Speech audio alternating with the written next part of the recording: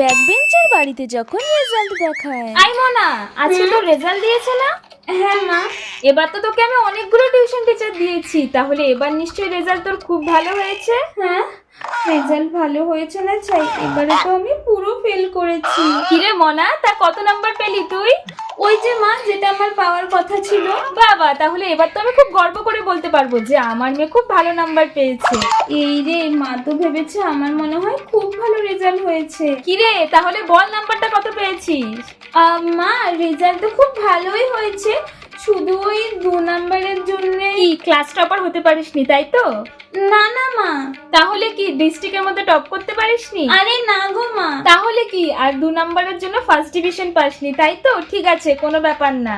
আরে না গো মা, সেটা কখন বললাম? হ্যাঁ, এটাও না, তাহলে কি? আরে মা, আর শুধুমাত্র 2 নাম্বারের জন্যই তো আমি পাস করতে পারিনি।